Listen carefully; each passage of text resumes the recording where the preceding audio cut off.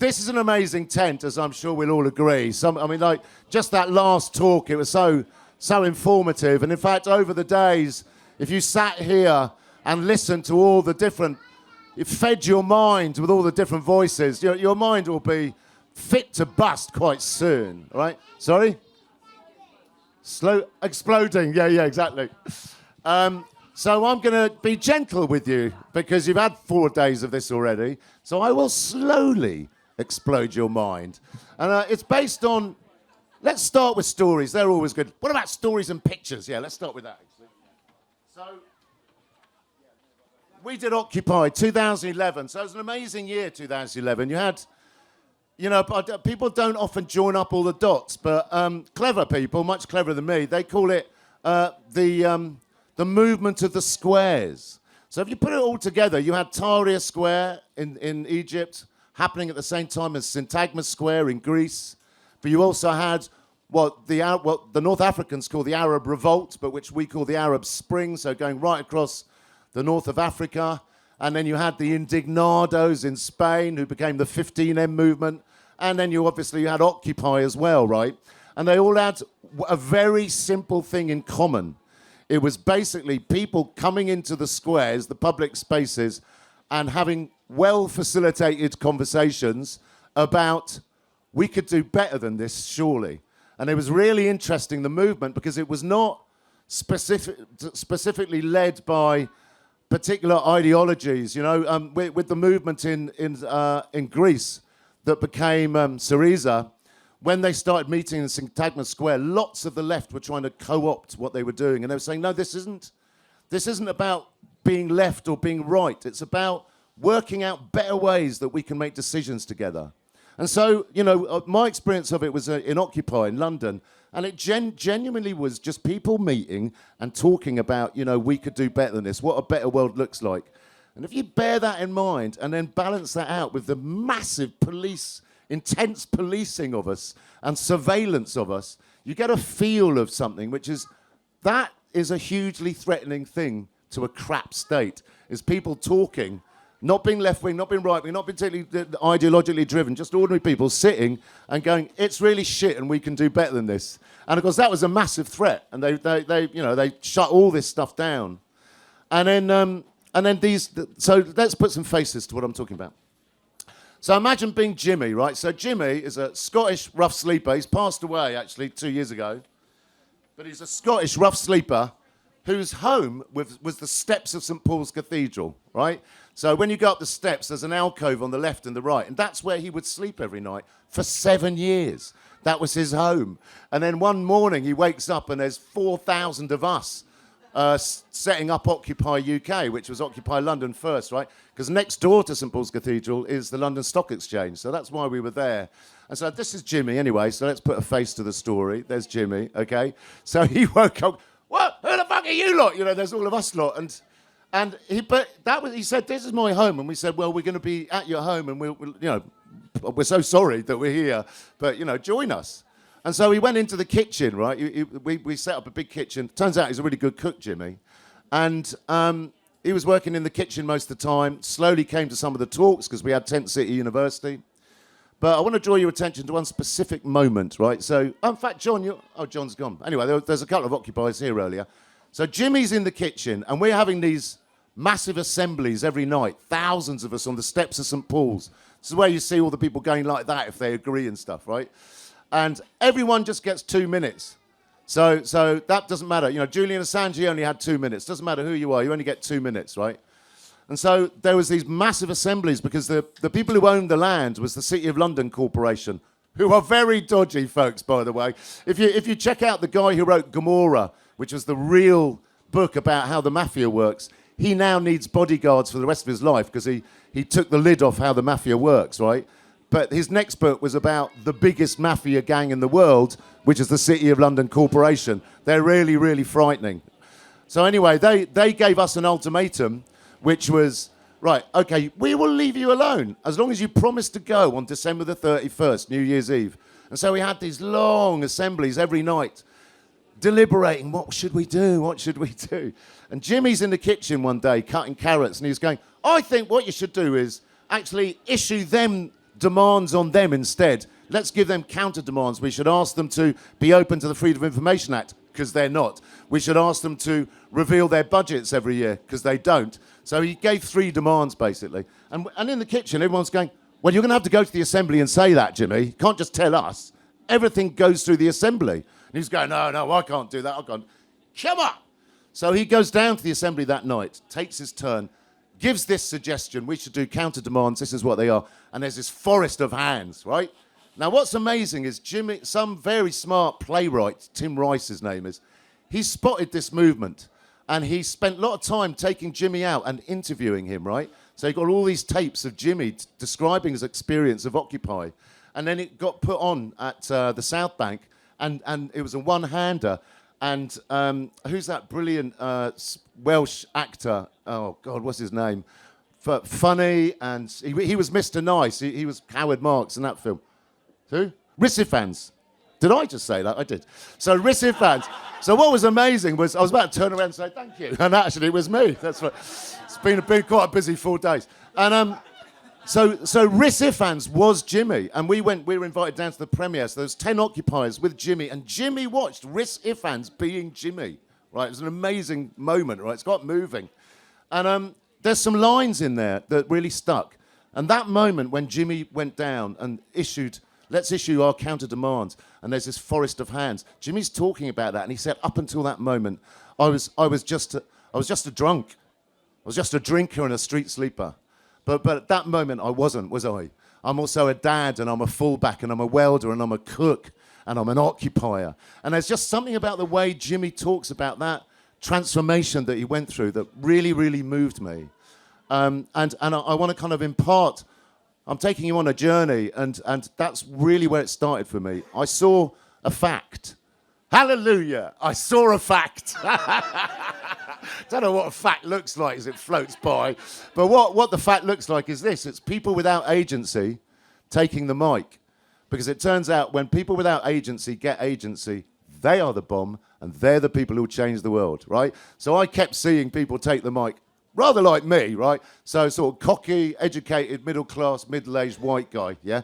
And they'd talk, and they'd be convincing, and they'd quote Deleuze, whoever he is.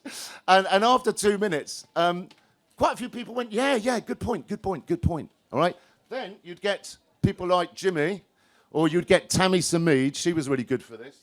So she'd come up to the mic, and then when people start by going, I'm fucking terrified, that's always a good sign, right? And then she's got Lambert and Butler in one hand, the mic in the other. She's going, but I just got to say this. What I feel is, and then, look, you know, it sounds like hyperbolic. It's not. The angels sang. Because she was talking visceral politics. You don't need a degree to understand what she's talking about. Wow, that's spooky. Is that like, oh, don't do that, man. We're being haunted by Jimmy. She was speaking visceral politics, and it really was like the angels are singing in the sky parted, and everyone, yes! And that's important. She had more power. She had more vision than all the people in that camp who'd done many, many degrees in philosophy and politics and everything, right? So we saw that happen there, the power of assembly, the power of ordinary people being taken seriously and being listened to, right? So I've gone on that track for a while. And I'm going to give you another face, because we're going quite well, actually. Everyone seems to be quite interested. That's a fucking miracle. Right, so here's the other picture, right? Look at that geezer. All right, so we're going to stay with Occupy a little bit longer. So after about 3 weeks at Occupy, this guy walks up to me, and I've been on TV that morning. I've been on the Matthew Wright show, which was absolutely bloody terrifying, but it went okay.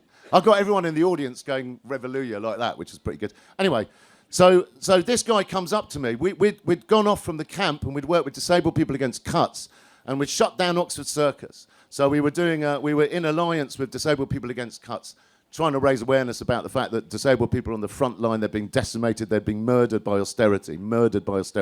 So we're there, and this guy comes up and he says, "Oh, Jamie, I saw you on TV this morning. I know what you're thinking." And he got it right. He said, "I bet you're thinking that I'm either a far right-wing thug or I'm a cop." And I said, "Yeah, actually, I'm thinking that." He said, "Well, I'm not. Look, let's go for a pint." And so we went for a pint. I've been coming down, this is him, I've been coming down for the past month, right, taking my daughter Sophia, yeah, and we've been sitting at the back of those assemblies, right, and I've got a confession to make to you. I'm really big in the English Defence League. I am a right-wing thug. But I've been coming down with my daughter for a month, and it's just blown us away. I've been lied to, all my crew have been lied to. Blame those people, blame those immigrants, blame those LGBTQ, blame. And we've been lied to, and we're wrong, we're so wrong. You guys are right, it's this completely broken economic system that favours the 1% and screws the rest. The bankers got bailed out and we got sold out. You guys are right. And I was going, great, well, that's very encouraging. I'll have a tequila. And then, so we chatted more, right? But this is what, and let's have a look at his face again. So we became quite friendly, me and Steve, right? And he said, look, I've got a proposal that I'd like to try and do something, right? And I said, well, you've got to take it to the Assembly, just like everyone else. There's no leaders. The leader is the Assembly, right? And he said, OK. And I said, what is it anyway? He said, I'm going to go to the 6 EDL meetings in Essex, where I come from. I'm going to go to the 6 different EDL club meetings and tell them that they're wrong, that they're racist for no reason. They've been taught to other people who actually are the same as us, and actually they should all go and join you in Occupy. And I was going, well, I'll take it to the Assembly. And you can see everyone go, well, OK, good luck, mate. I'm not going, right? And none of us did, but he did it, right? He did it. He went to the 6 big EDL clubs, right? And he got battered at 3 of them, physically battered, right? He didn't care. He can take it. He's very tough, right? But the other 3, the other 3 clubs, they listened to him. And they started coming down. So look, what I'm driving you in this like weird, windy journey is, unless we're sitting with the EDL, unless we're sitting with rough sleepers, unless all of us are sitting together at the table, everyone feels like they have a place at the table, we're screwed. We're just going to live in echo chambers, and it's boring in there anyway, right? So, there you go.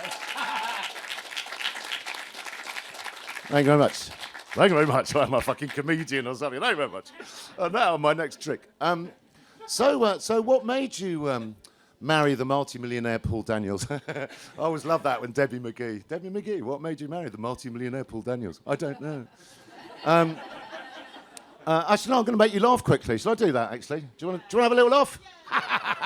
Actually, I'll tell you what, when you get to the punchline, laugh incredibly loudly and then everyone else will come in. That'll be quite impressive. So this has nothing to do with the revolution, but I'd like to take you on a joyous journey. So if you can put your foot in it or make an idiot of yourself, I'm so good at doing that. I'm better than anyone in this tent at doing that. Years ago, there was a band called Levitation. They were friends of mine. We're in the 90s now. They played at Highburn Islington Garage. There I was in the mosh pit, denim jacket, covered in sweat and lager. And they said, right, go across the road. There's this little club, the Purple Turtle, right? And your name's on the door, Jake. Go down the stairs and we'll meet you. That's the after-show party. So I go across straight away. And I'm having a lovely time. You know, little sweat lager, great mosh pit, all that stuff. And but I'm there quite early. So, yeah, I'm on the list. Yeah, you're on the list. OK. Go down the stairs, right? And in that room, right, it's quite a small club, is the whole of Suede, who were a really big band at the time. Suede were all sitting there. Boy George was on the decks. And the only other person in there was Michael, the bartender, right? And so in my little head, I'm going, oh, my God, yeah, just be cool, man. Yeah, just be cool. Yeah, just be cool. Yeah, I was going to be really casual. Hi, Michael. I'm just going for a piss. And you go around the front of the bar. You can still see this. It's still set up at that venue like that. Go across the front of the bar where the gents is. Yeah, I was going for a piss, Michael. I don't care about Suede. Who's that boy? Something, I don't know. Anyway, just as I'm walking across the front of the bar, this bloke's coming out of the toilet, coming straight towards me, wearing exactly the same jacket as me. It's like a really rare American Air Force jacket that a mate gave to me. So we both went, hey, like this. And then you know that stupid thing where you walk up to someone and, oh, sorry, you know, and you step to your right, but they step to their left. Oh, dear. And then I step to my left. It's, oh, for God's sake. And they do it again. It's like the 3rd time. I go, at least I'm making in with this geezer. I love him. And I look at him with my most winning smile. It's a mirror. It was a mirror, right? Oh, no. Did Suede notice? And you look at it over there, and there's all the Suede going, look at that fucking idiot. Oh, no. It's get me coat. I just went straight upstairs going, I can't believe that's happening. So back on the journey of democracy. Laughter is a kind of democracy too. So Occupy was a big deal. So let's take it out into the communities, right? So, you know, I got really hypnotised by these people's assemblies, right? They're just well facilitated. If they're well facilitated, everybody gets heard equally. There's no voices that dominate.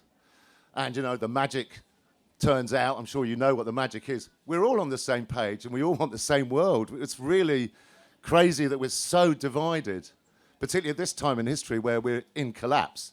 We're more divided than we ever have been. But actually, when you have these kinds of events, you realise, no, we're all much more on the same page than we're not. Right? We need to remember that quite quickly. So I took it out into the locals. I lived in North Devon for a while and set up a local community group. I just went and gave a couple of talks and said, look, this is happening around the world. You know, people are taking over their towns by running, you know, they run a campaign and they put their own people in as councillors. Spain was doing it brilliantly at the time. They took over their 3 biggest cities in Spain and about 20 towns. And it was the same movement as the Indignados, the 15M. They just graduated into what was called new municipalism, which is such an unsexy name for a movement. But anyway, so new municipalism is a great idea. You have your ordinary people come together, get in positions of local power, change the way that your town and city operates. When they did it in Spain, I'll give you some examples actually. When they did it in Spain, Manuela Carmena became the mayoress of Madrid. That's the capital of Spain, right? First thing she did was put a huge sign in English saying refugees welcome, right? That completely freaked out the right wing in Spain, right? She had this meeting. So they talk a lot about the feminization of politics.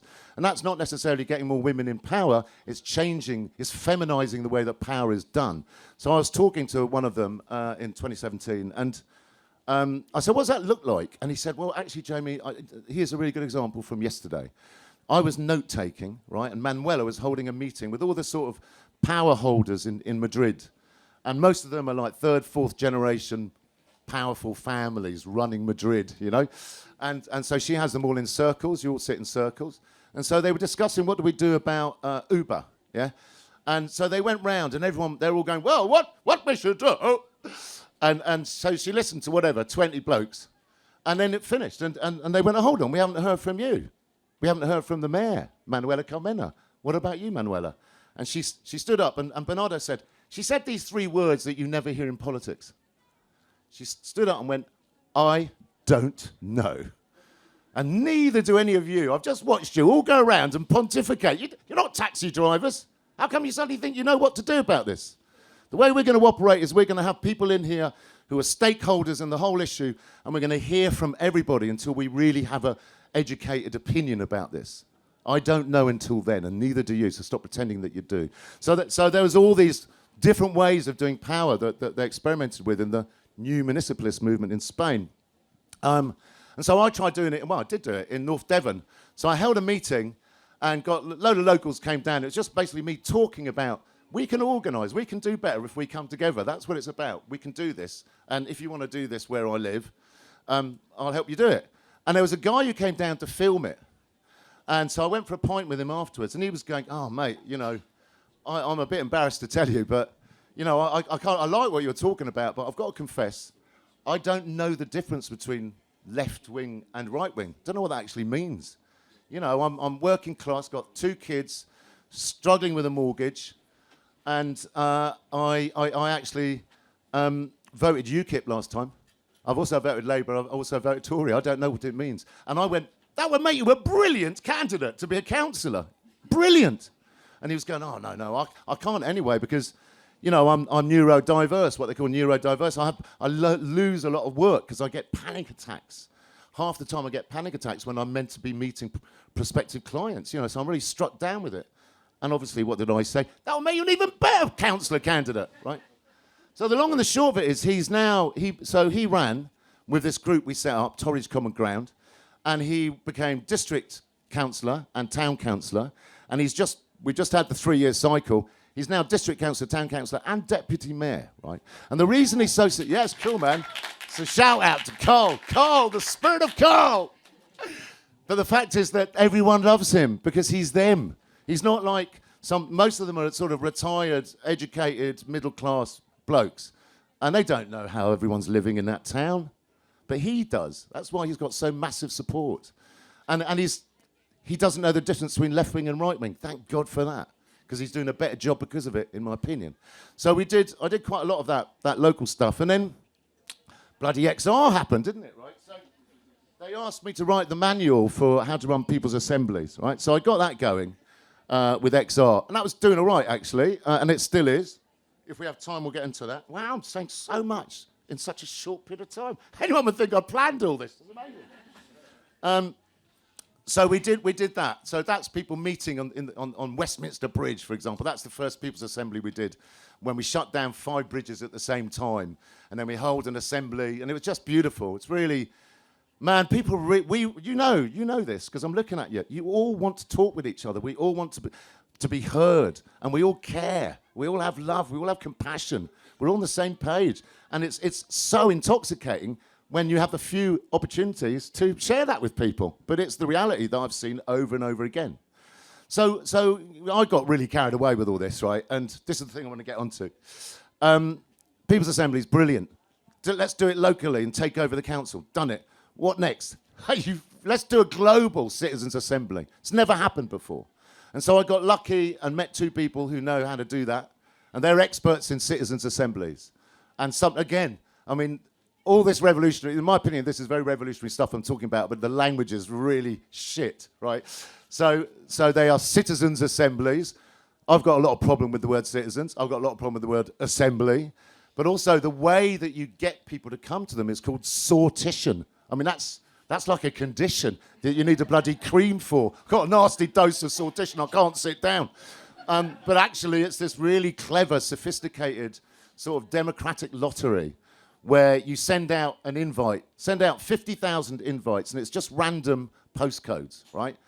And so of those 50,000, the invite will say, will you give up your time for 6 weekends? And you'll be paid, you'll be looked after, you'll be fed, you'll be put up, and you're going to come together with 99 other people and discuss an issue.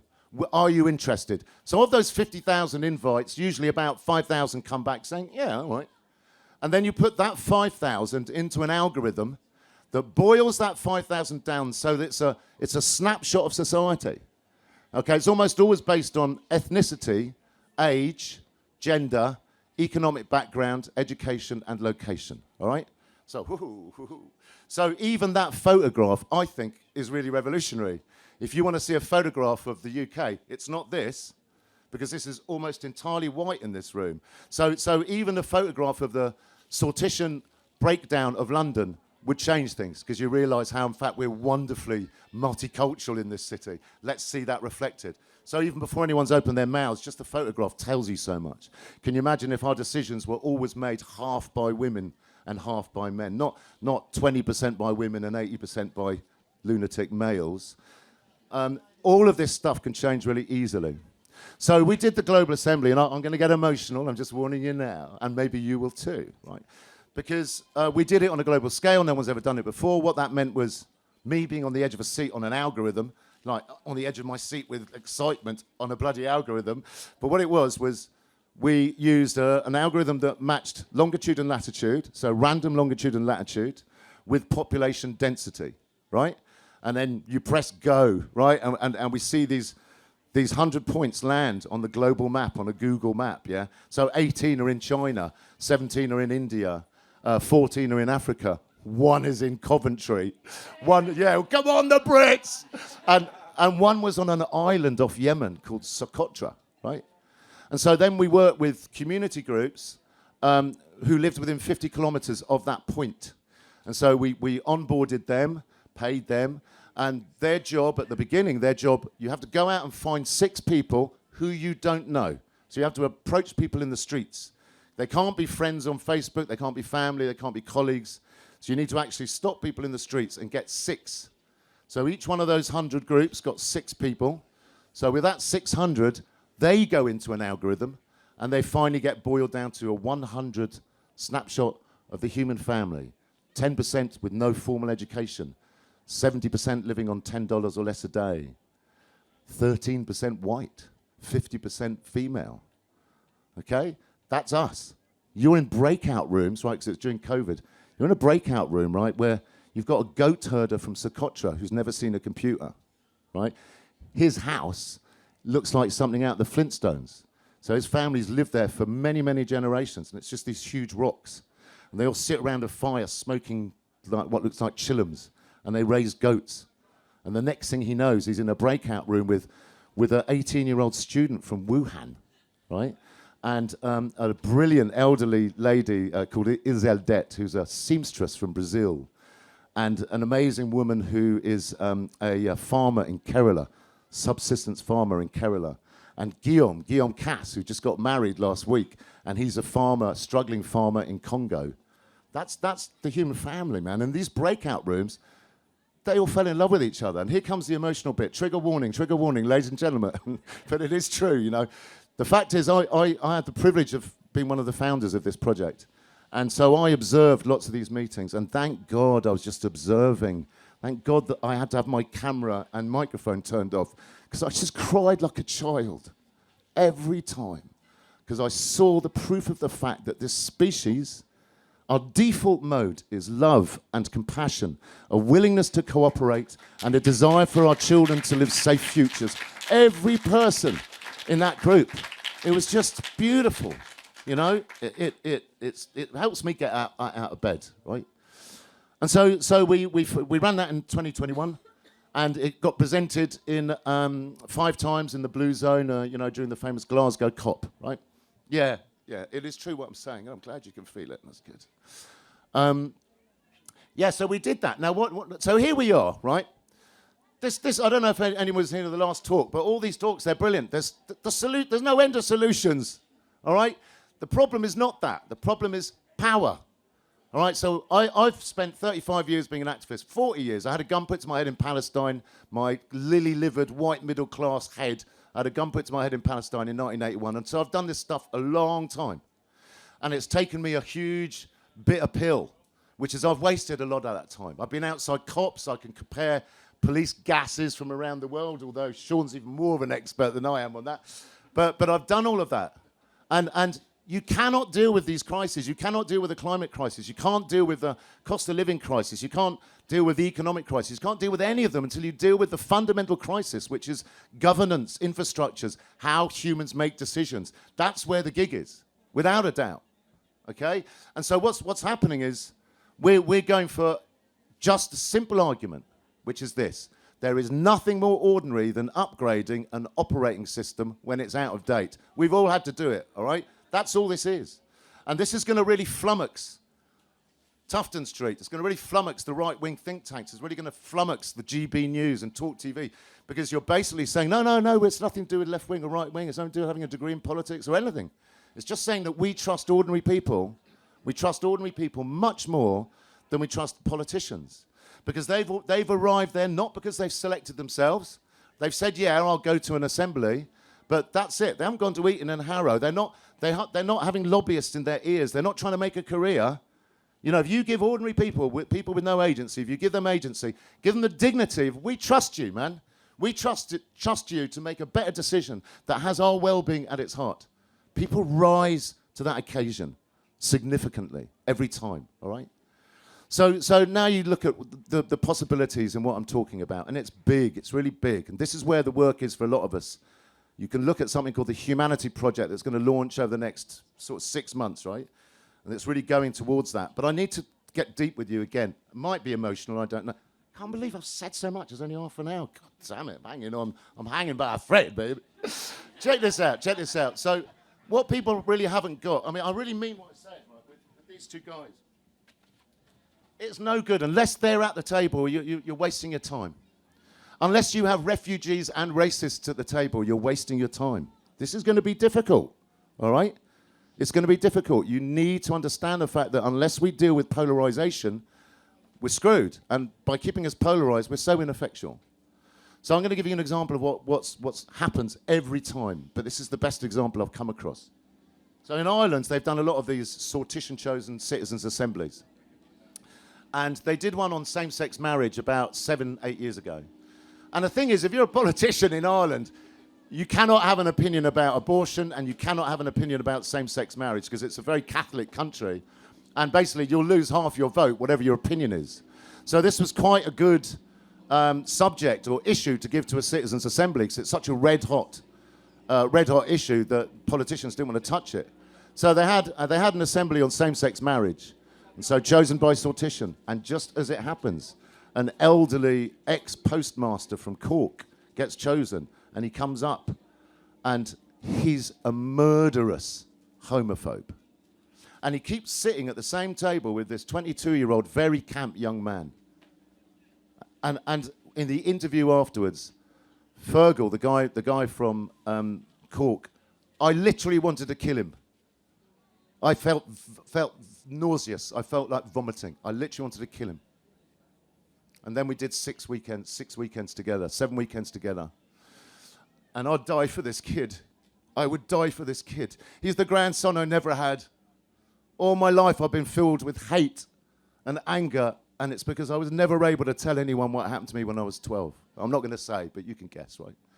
And this kid's changed my life, and I'd die for him. That's what's on offer here when we actually meet and take the bull by the horns. There's no point in talking in echo chambers, and it's tough. It's tough, right? But look what happened to Steve. He's from the EDL. Until Occupy, he was going, no, it's all the immigrants' faults. It's all those gay fellas. It's all the students. It's all the Marxists, you know. This transition is what's going to work for us, in my opinion, right? Okay. We're doing all right, aren't we, actually? Shall I make you laugh, or what shall I do now? Any idea? Okay, here's a good one. So when you go back and do these people's assemblies, right, you can get, you can get this online.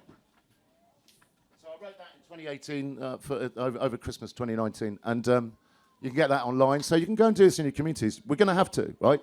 We're going to have to. So we are in collapse. So all of this work, it's really important that the work that we're doing, we understand we're doing it in the context of we are in collapse now. Not like, keep our fingers crossed, it might be all right. No, it's all changing. And it's going to change really rapidly. But I'm at the Green Gathering, so you know that. It's coming back? Yeah, all right.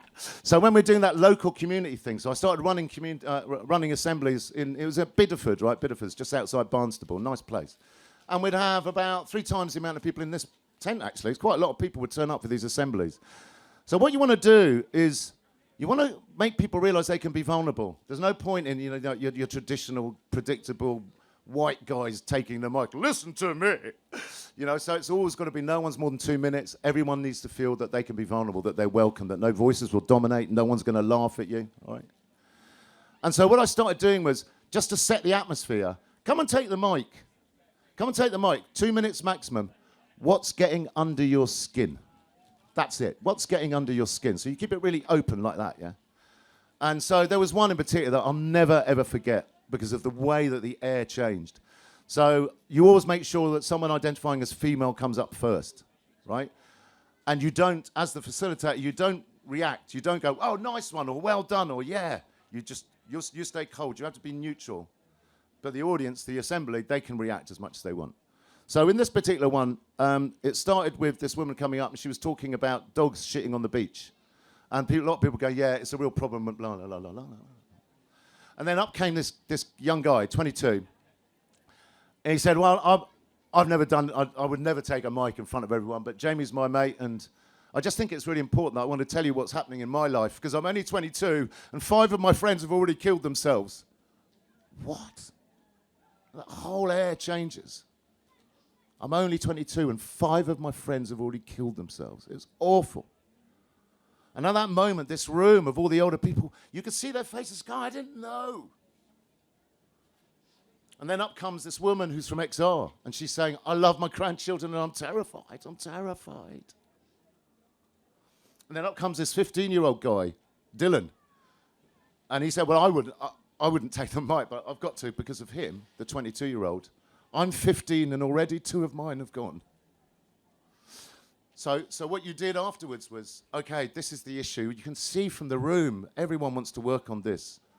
All the adults didn't know it or didn't want to know it. And so you have breakout groups, usually about 8. What are we going to do about the youth mental health crisis in North Devon? And so the breakout groups, they all came, you have a note taker, then they come and feed back on the mic, and you see what ideas get the most support. And so the next assembly we had a mother who had lost her son in that way only 2 years before, and she'd set up on the bridge in Bideford.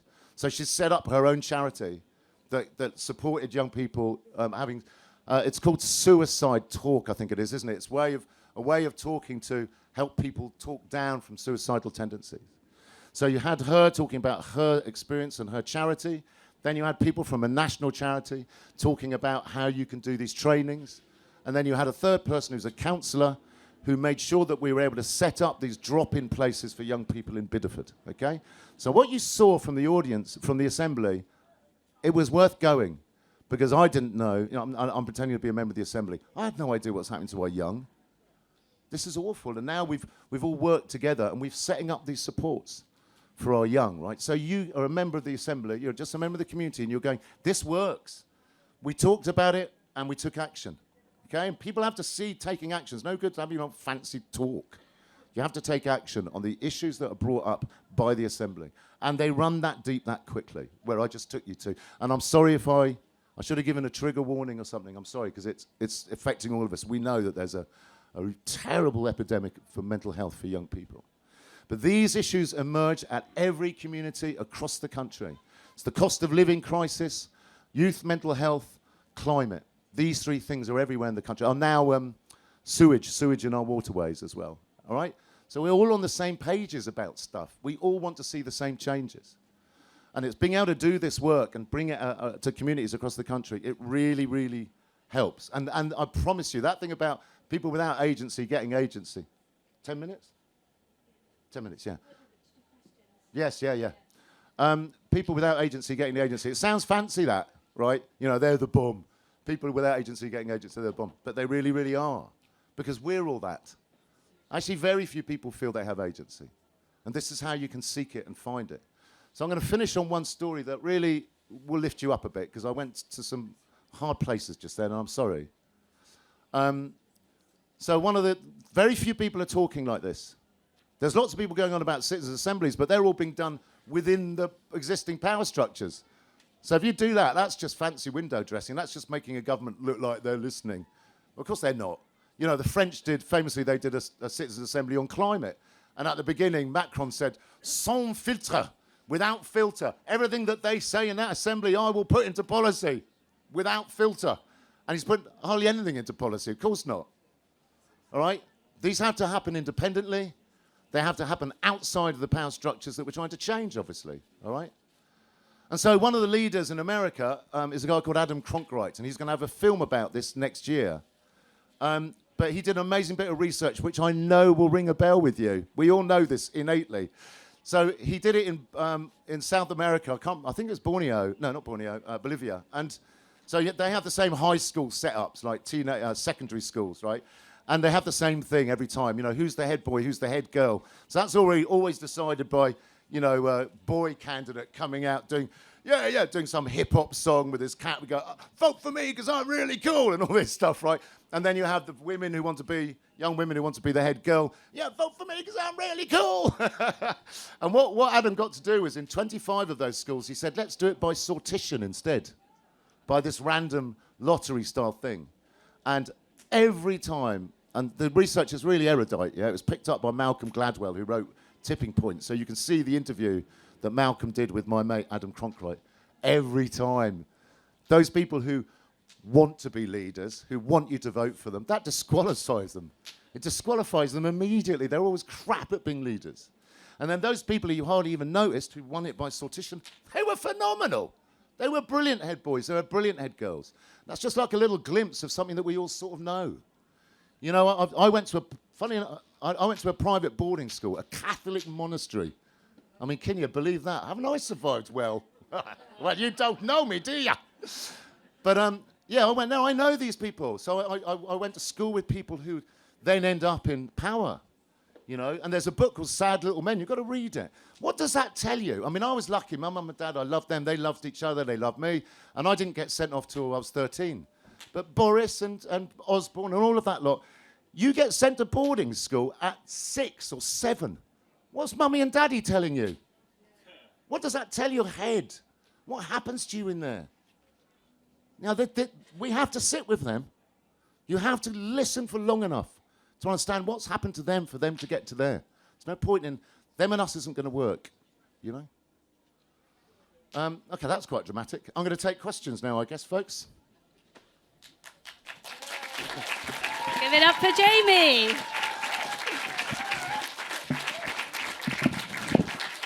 true Assembly style, let's go straight out to the floor. Yeah. Looking for a female first. question Yeah. first. Here we go. Could you come forward? Sorry, we'll get a roving one on the go. It's roving. Oh, great dress, man. Bloody hell, it's brilliant. Oh, thank you. It's one of my favourites. Yeah. So what you were saying about getting refugees and racists together, yeah, absolutely. Sorry. Get, the broadest spectrum of views together that you can. That's absolutely essential.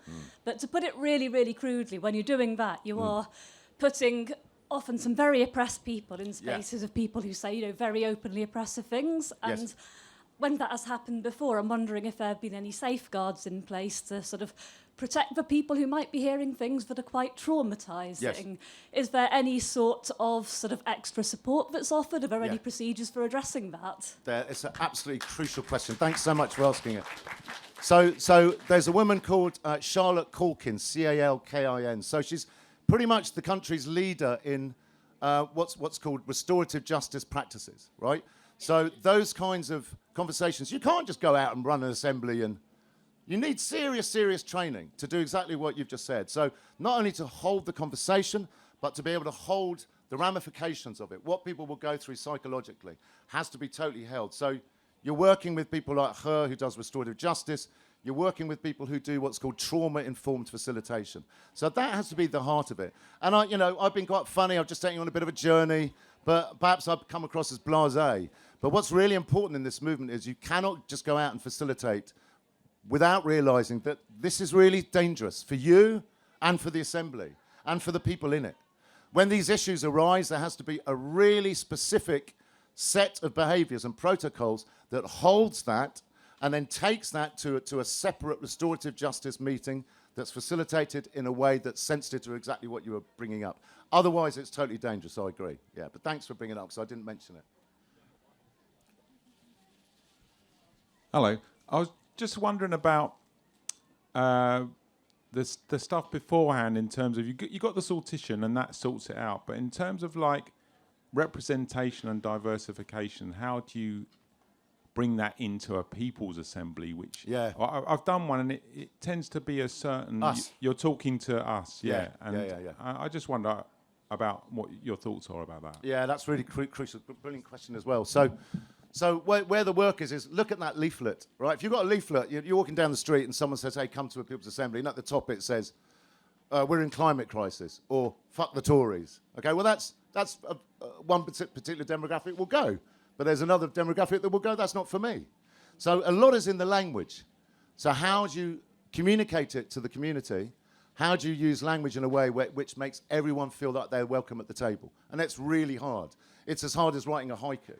Getting that language so it's neutral, it's clear that it's apolitical, it's not party political, but it's clear that this is where the community comes together to listen to each other, right?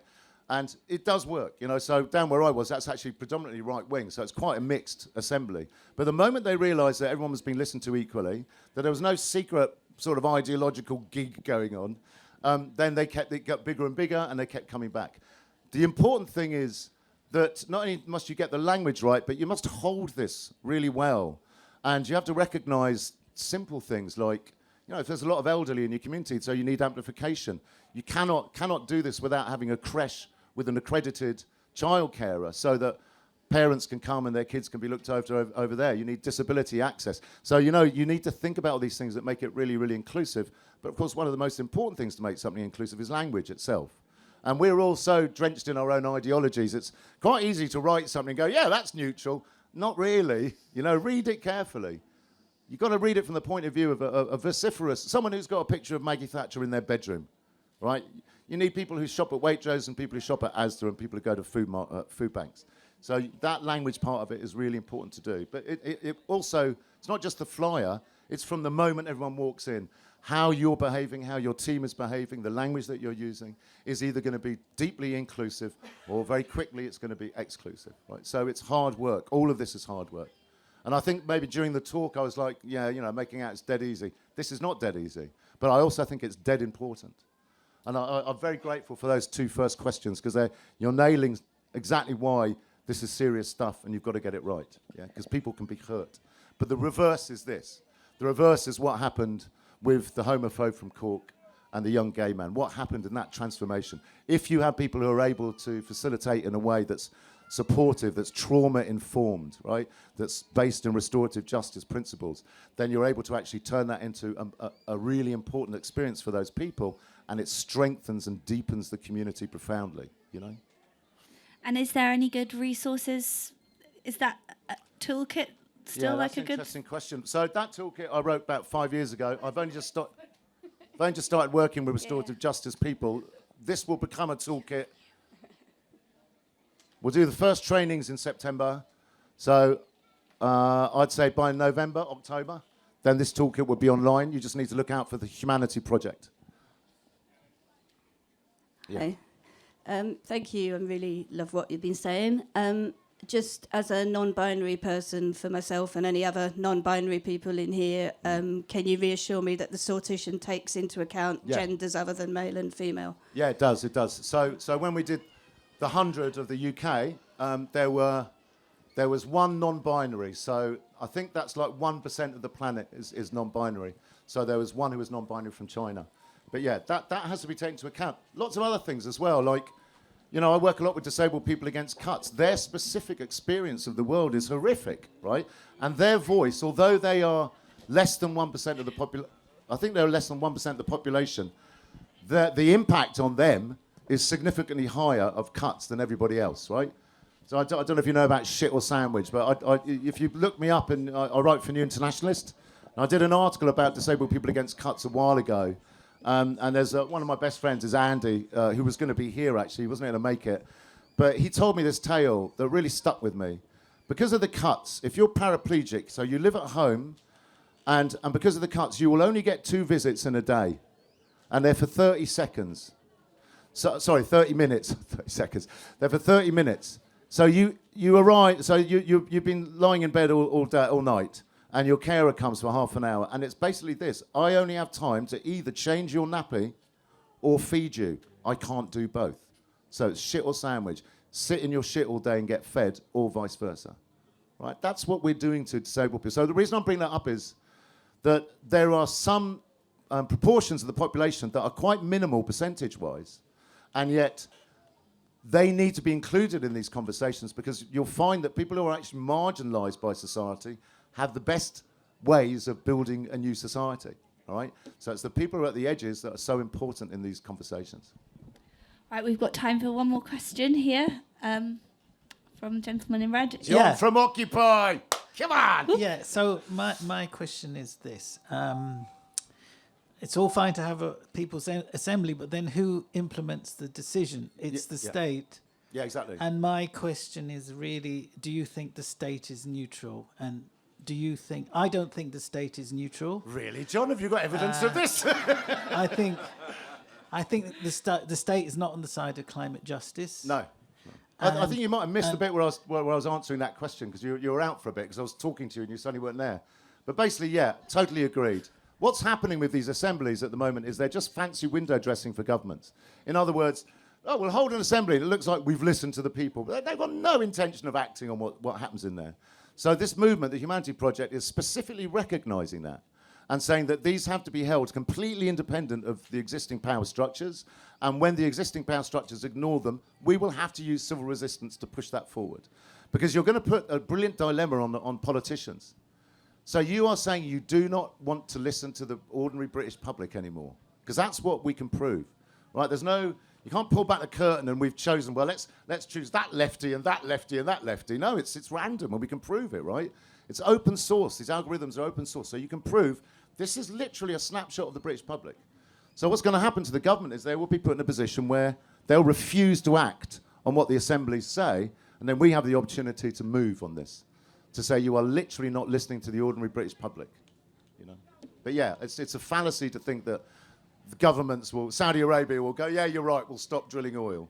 The government will say, yeah, you know, that tax avoidance, yeah, they may be the people who fund us, but, you know, we've got to do something about tax avoidance. You know, that won't ever happen. Yeah, absolutely. Well, thank you. Fogel. Oh. Yeah. Quick point, and then round up. Final words of inspiration. Yeah, so my mum was actually on the Citizens' Assembly in Ireland. Yeah. So one of the 99. Which one? The abortion one? Or? Abortion. Wow. Eighth Amendment, and from a very Catholic family, it's such a toxic subject, and it actually brought the last government down about the right to travel with abortion, and it was so toxic in the Irish system that none of the political parties could touch it, and they brought in the citizens' assemblies, and my mum was one of the 99 people. Amazing. And she hung out with her best friend now is like a non-married mother who's 19 years old. From Clare, and but they went through this whole thing, and they had the top experts coming in and giving them all the scientific information. They had pro-abortion, they had anti-abortion, and they brought in all these different people to give them all the information over like 4 weeks, and then they went through this voting process, and at the end 71 voted for all these recommendations, and then it was 23 or 29, whatever it worked out at. And when it went to the referendum, so in Ireland it went to a referendum, and the result was the exact same as the Citizens' Assembly. Wow. Do you think that the referendum was influenced by the Assembly, though? Is that what you're saying? No. So by going through the Assembly, Irish people learned quite a lot about abortion and everything through the whole process. Yeah. So it was a very educational process for the whole population. Yeah, exactly. Yeah. So you're a big. Your mum is a fan of them? 100%. Yeah. I mean, it's really big in Ireland, right? So usually 5% of people respond saying, yeah, I'll give it a go. In Ireland, because it's been so successful, it's 25% of people now will go, yeah, I'll go on these because these work. They're doing one on drugs at the moment, right? I don't know if it's finished, but they're doing one on how do we deal with the serious drug problem that's existing in Ireland at the moment. So they're way ahead. Okay. Thank you. Give it up for Jamie. Thanks a lot. Cheers. And for all of you and everyone's contribution. Thanks. That was the best hangover I've ever had.